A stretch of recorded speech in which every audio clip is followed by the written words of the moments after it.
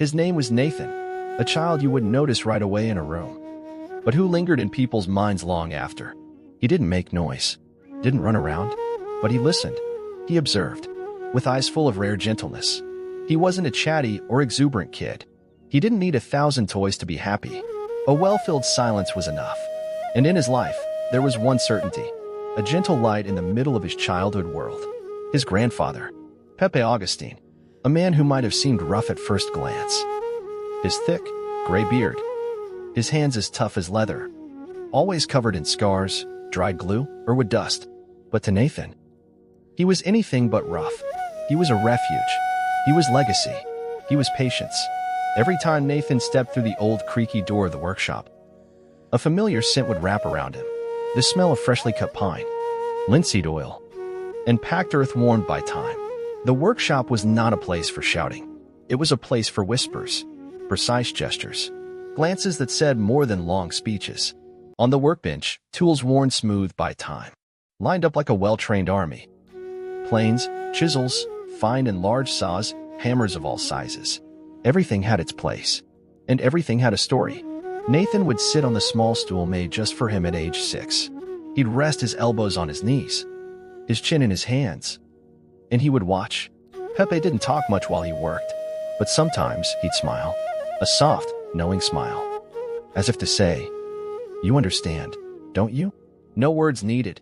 In the clink of metal against wood, in the crack of wood bending or resisting, in the shavings dancing through the air like golden snowflakes, Nathan was learning, not just how to build, but how to feel, how to respect the material, how to go slowly. There was no clock in that workshop. Time was measured by the light shifting on the walls, by the birdsong in the garden, by the moment the tea cooled on the little table near the window. The other kids played outside.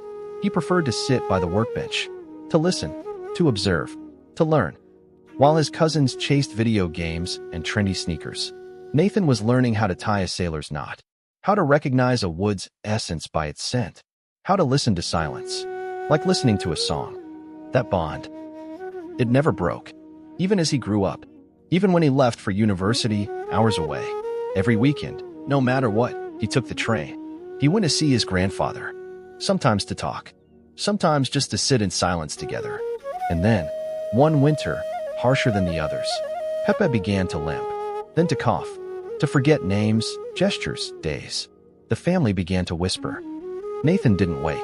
He left his small studio apartment, sold a few things, and moved in with him.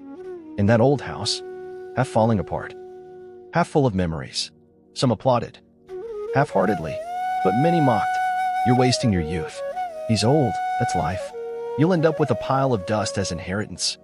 But Nathan knew exactly what he was doing. Each day spent by his grandfather's side was a seed, a piece of history, a living chapter. He washed him, shaved him, read him old letters, held his hand when the pain was too strong, watched him sleep, his own eyes shining. And then the day came, calm, without violence. Pepe passed away in the house, in his bed, under the gaze of the one he called my boy. The funeral brought the whole family together.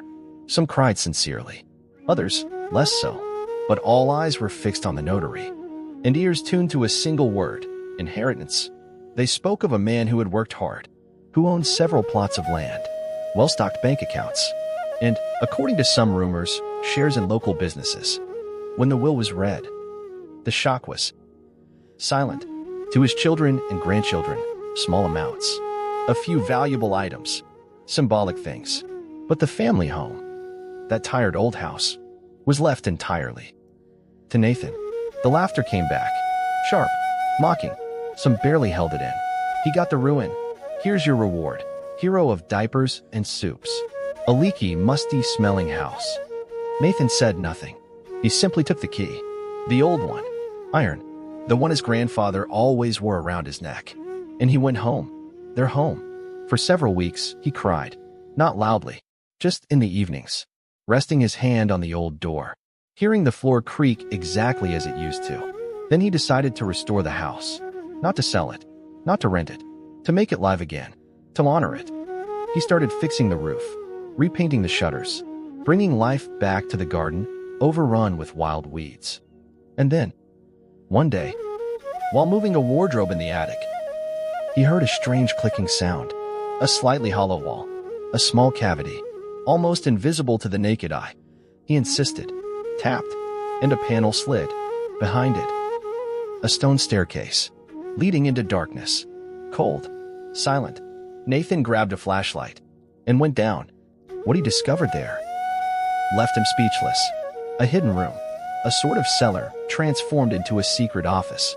Metal boxes, folders, ancient books, and chests. Inside, documents, property deeds, bank statements, industrial patents, correspondence with notaries and lawyers, company shares, contracts, dormant assets. Pepe had hidden everything there and left it all to Nathan. A note, handwritten, trembling but legible. To you, my boy. You saw what the others never looked at. Within a few weeks, Nathan contacted the right people. He proved the document's authenticity, claimed his rights, took back what was his, and he became the main heir of everything. Exactly 1 year to the day after Pepe's passing, Nathan organized a day of remembrance. Not a pompous ceremony, not a grand reception, just an open door, a few chairs in the garden, photo albums on a table, and a guest book for those who wanted to leave a note. Many came, elders from the village, history enthusiasts, students moved by a story, and even a few family members, quiet, a little ashamed. But Nathan judged no one. He welcomed each person with the same gentleness, with the same warmth Pepe had passed on to him. He gave a tour of the house, told the stories behind the objects, shared little memories, not to shine, but to pass them on, and in every amazed look, in every sincere smile, he felt Pepe's presence. As the sun set, Nathan sat down on the old lounge chair in the garden. He looked at the house, softly glowing from the inside, and he smiled. There was no more pain, no more fear, no more doubt. The house was alive. The legacy was in motion, and Nathan knew he was no longer alone, because some presences, even invisible, remained forever in the walls they once loved.